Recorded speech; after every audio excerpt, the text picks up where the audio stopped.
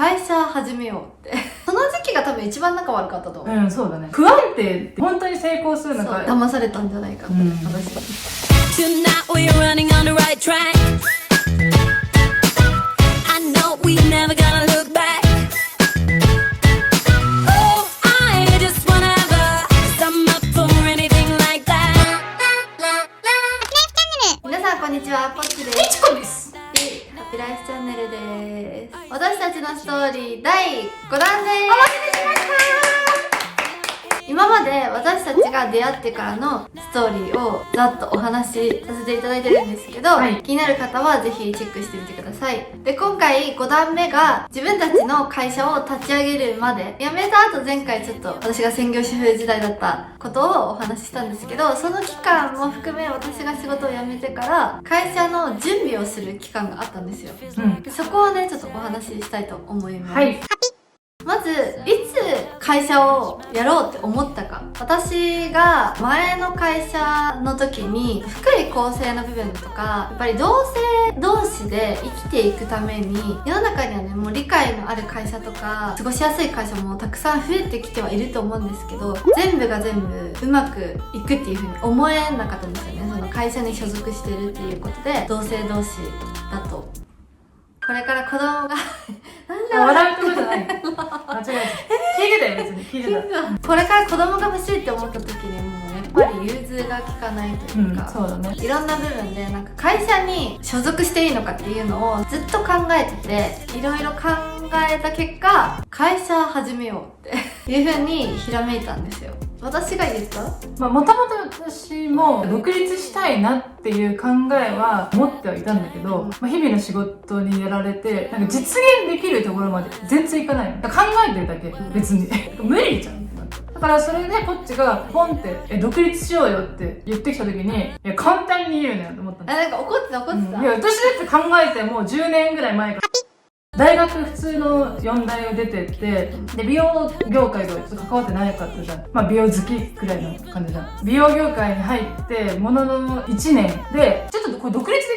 きるんじゃないみたいな、簡単に語り始めたから、うっせえよだよね、それこそ。確かに昔うるせえよ。なんとね、それがね、ポッチのかなり計画性と実行力だね。これはね、完全に。ミ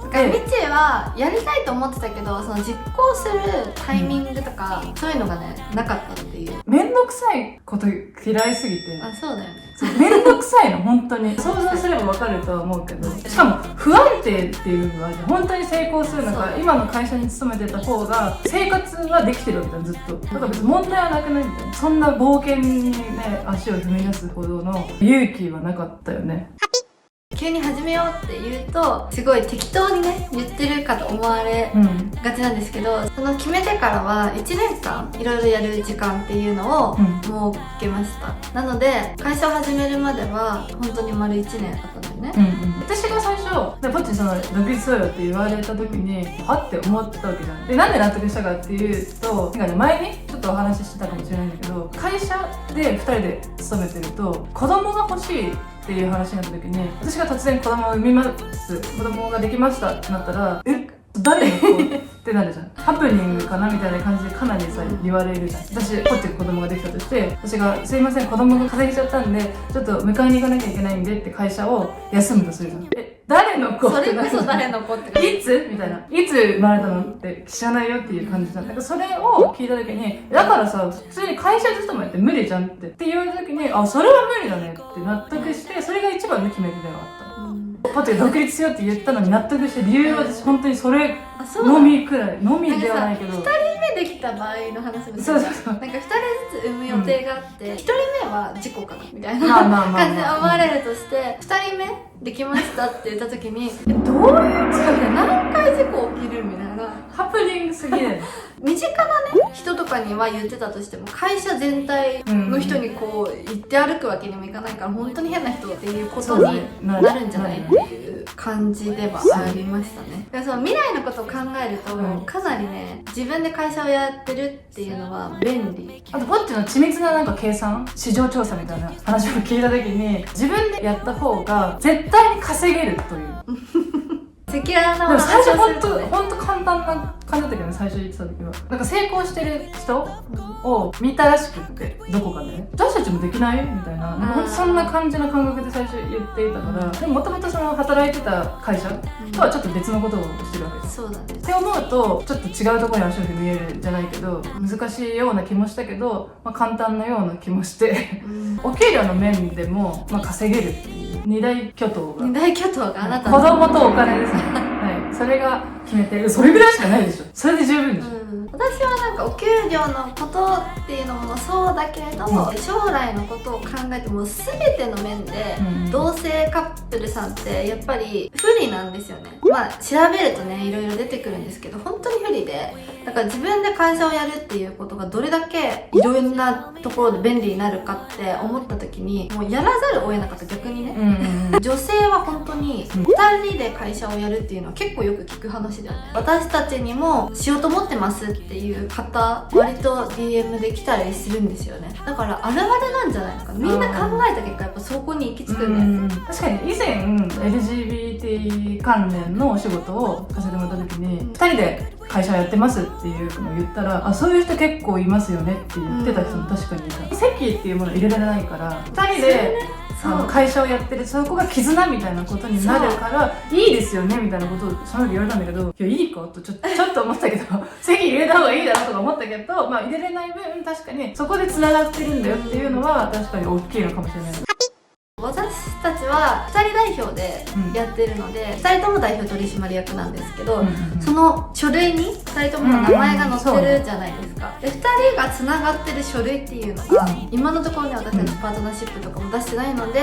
それだけじゃん。出しに行く時にもうすごいもうウキウキで、なんか本当に婚姻届を出しに行くような気持ちだったの。確かに確かに離れないまあ離れない理由では、にはかなりあるもんね。なる。もうそれが私の中では婚姻届だったの。私も2人でなんかもうかしこまってかしこまる必要ないんだけどただこのはいっていう感じなんだろうけど、ついに2人がつながりますぐらいの。嬉しかったですね。それで専業主婦期間を経て、その後に会社やろうと思ってからの行動だよね。そう思ってから何したかでしょ。そうこの職種がいいっていうのを決めたんですよ自分で。でそれを私は全く知らなかったので、そのことについて学ぶためにその業種の面接を受けに行きました。同時に資格も取りたくて学校にも通いたかったのでパートにして、その1年間でその職種の勉強も含めパートの仕事と資格を取ったのと会社の準備っていうのを1年間でザッてやった感じです。スパイよね、もう。スパイ勉強です。勉強はい、勉強をしに働いてました。なるほどね。でそこで一通りのそのノウハウみたいなのを身につけたので、やめますっていう最低なんですけど、でも短期的に働きたいっていうのは言ってたので、まずそこで学校に行くはなんとなく分からなくもない。でも学校に行くもないなし、今の年齢でなんか学校通おうとか思わないから、それもびっくりはしたし、仕事すんの短期間で貯金もしなきゃいけなかったわけじゃん。そうだ、貯金もしたね。別の全然関係ない仕事とかをしたりとかするのかなとか思ったら、なるほどねみたいな、そこで働くんだと思って、それはすごくない？私はやらない行動力をやっぱり発揮してきた。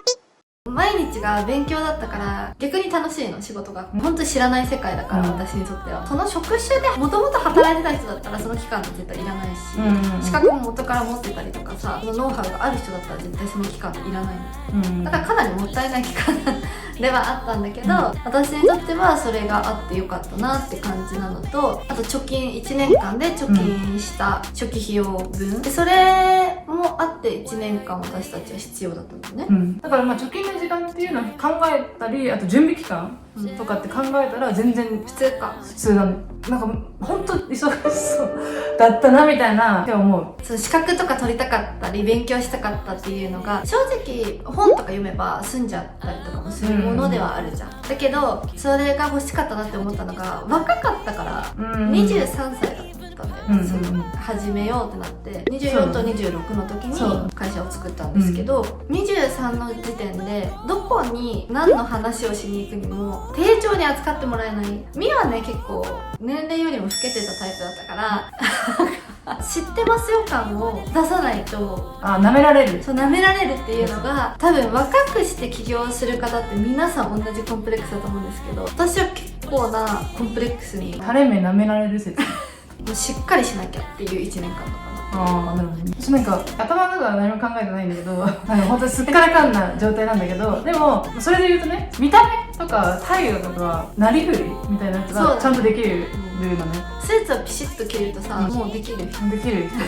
まあその点ではなんか私が前に出て行った方が良かったっていう時もあったよね。なんか垂れ目舐められるじなんか私だけでどっかに出向くっていうのはその時期は結構できなくて、いろんなそういうのがあったから、いつもこの方の休みの日に2人で出かけてもう盾にして行けってゃん。あ、駒だ。なんかそう大事なんだなって、その経験とか年齢とかって、うん。やっぱりなんか経験積んでから独立するっていうのってそういう意味があったんだなみたいな。だから私一人じゃできてなかったっていうことだ。だから参考にしてる方がどれだけいるのか知らないんですけど、すごいごく一部の方かもしれないんですけど、私がやったこと、会社を作るっていうことに何の知識もなくてどうやってやればいいか分からないっていうご相談とかたまに来たりするんですけど、私も本当に何も知らなくて、お金の動きとか何の書類を出せばいいのか、うん。何の資格が必要なのかとか、そういうの何にも知らずにやろうと思って調べた。起業してる方とかのやってるブログとか書いてる記事とか、本屋さんに行って私はそういう本をたくさん買いました。めちゃめちゃ買い込んでたよ。めっちゃ買ってた。読めって言われて渡されたりもしたの。全然読まなかっ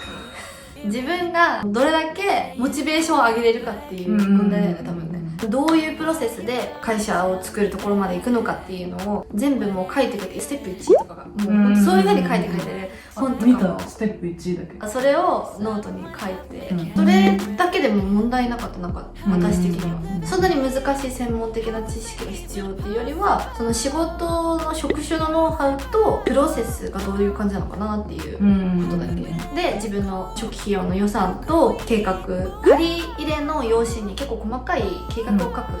じゃあこの年にこういうふうに利益を出してみて、こういうふうにしてっていうのを自分の中でちょっと見積もることができれば問題はないですね。何の話してんのしてくれます危険な冒険みたいなのをしたくなかったから、運営費が例えばだけど飲食店だったとして月に定食屋さんで30食売れないと絶対損益分岐を切っちゃいますみたいな場合ってあるじゃないですか、その30食分を他に稼ぎに行ければ問題ないみたいな。家賃と自分の生活費、仕入れ代って考えた時に、それが30食下回っちゃう場合って赤字が続いて、あった貯金をどんどん削っちゃって倒産ってなるじゃんね。だけどその30食分の稼ぎが他であれば別にずっとお客さんがゼロでも、ゼロ食でも運営でできていけるわけじゃないですか。でそういう風にできるのは2人いたから。ああ、なるほどね。だから全く売り上げがゼロだったとしても、会社の1人が会社のことをやってくれて、私が外に働きに行けば全く問題なく運営は赤字にはならない。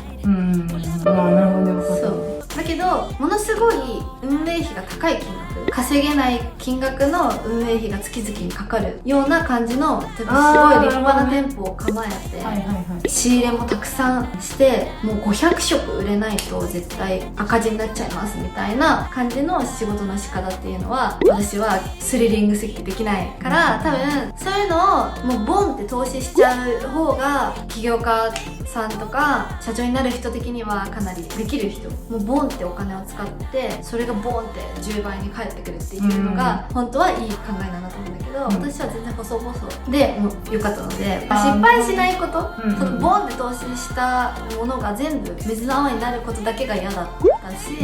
生活ができれば別にいいやっていう。そんなこと考えてたの？全然知らなかった。だから成功してんのよ、私たち。最初は私だからまあちっちゃく始めて、で拡大していけばいいやみたいな感じで考えてたのね。でもぼっちがそこまでのそういう理由があったっていうのをなんか今めちゃめちゃ分かりやすい。私なんかよく分かんないね、いつも。だから結構例え話みたいな感じでああなるほどねっていうことあるんだけど、その時はとにかくだからでも働けばやってないみたいなことしか言われなかったから、なんで働くんだろうみたいな感じではてみたいな感じだったけど、まあでも働けばいいかぐらいの感じだったけど、それで稼いでくれるぐらいの運営費ぐらいの規模で始めたっていう。そうだからそれって始めやすい理由っていうか、確かにカップルさんたちで始めるなら絶対そのぐらいの運営費のものだったら失敗はしないんだよ。一応貯金があったから赤字が数ヶ月続いても問題なかったんだけど嫌じゃん。軌道に乗るまではもう一回パートとかするのもありだなとか、かなりビビりだからできない勇気を出してものすごい額を投資して路頭に迷うみたいなのが心配すぎてそういうのできない。まあそういう感じでした私たちは。なるほどね。何でもさ知らなかったの？知らないし言ったよでもそんな考えてないかった。考えてなかったね、なんかすごい絶対的に確か自信があった気がするのこっちって。私は逆になんかまあなんとかなるだろうけど、別に自信があるっていうかもうなんとかなる、大丈夫かな大丈夫かなって常にわりかし思ってたような気はする。確かにめちゃめちゃ始めるってなったぐらいの時にすごい心配してた気がする、本当にできるみたいな、できるかなみたいな感じの気分ではあった。騙されたんじゃないかって、私にこれ一番大変だった話、その時の印象に残ってることね。私とにかくオンリーお金のことなの。大変だったっていうか、まだ会社勤めをして辞めてから1ヶ月後に会社がスタートしてるんですよ。3月に辞めて5月に始まってるから。あ、そうだね、5月にタイムリーじゃない？確かに。だから私一人だと絶対無理だよ。何もしてない状態で普通に働いて1ヶ月間休んではいスタートみたいなことだから、まあ準備はだから正直もうお任せしたのね。私はお金をやっぱ自分たちで貯金もするんだけど、コツコツちょっとずつトイレットペーパーを薄いシングルのやつを使ったり、ボディーソープもなんか節約石して鹸にしたし、シャンプーはちょっと違ったか。そう頑張ったわけよ。今ではちょっと分厚めのトイレットペーパーがね使えるようにはなりましたけど、でもトイレットペーパーこの間普通にシングルの薄いやつ私が買ったらすっごい怒ってたの。私はもうそんなの使いたくない。違う、それじゃない、痛いじゃん。いや、痛くない。ちょっと違う、限度があったからやっぱ融資を受ける。まあそうだよね。大体会社始める人ってそう借りるじゃないですか。そう書類をバーっていっぱい書かなきゃいけない書類とか、まあそれはなんだろう、そんなに大変というか、面接に行かなきゃいけない、なんかヘマをしたらさ借りれないかもしれないじゃん。でその前も緊張もするし、行ってからも借りれるか借りないかみたいなさ、私その時寝言でさ、寝言をめちゃめちゃ言うの日頃、でその寝言が一時期お金とか知らねえしお金とか意味わかんないんだけどとか、お金ってすごい言うようになって、お金にうなされてるよ。お金にうなされてたの完全に。だから精神的にも結構やられてたってか、両立してたっていう部分で、仕事のことでも売り上げの成績とかあるわけよね。だからそこでもお金って毎日言われるわけよ。融資の方でお金を稼がなきゃいけない、お金を借りなきゃいけないみたいな、お金の人みたいな、お金の人みたいになっちゃったのね。そう辛かった。人生で一番辛かったんじゃないかぐらい辛かったね。そうなんだ。私大して準備もとかもしてないけど、やっぱり休日になれば物件を探しに行って見に行ったりとか、あとはポッチが調べ上げたのをファミレスでプレゼンを聞くっていうミーティングというののそういう会、休みがなかったっていうのと、2つのことを同時にやっぱり進行していくのっていうのが難しかった、大変だったなとは思う。私が大変だったことは、正直その自分の夢に向かって頑張ってる時って自分がやりたいって思ったことをすごいやるのは好きなの。 YouTube とかもそうだけど、自分がやりたいって思って始めたことってさ永遠にできちゃう人なのね、だからその勉強とか仕事を始めるまでのいろいろって正直辛くなくて、毎日楽しかったというか充実してたなっていう印象だったから、全然大変っていう感じではなかったんだけど、強いて言えば大変だったのが、私は結構その仕事に対して熱量が熱くなっちゃってるじゃん、それをミッチに話した時にもうだるって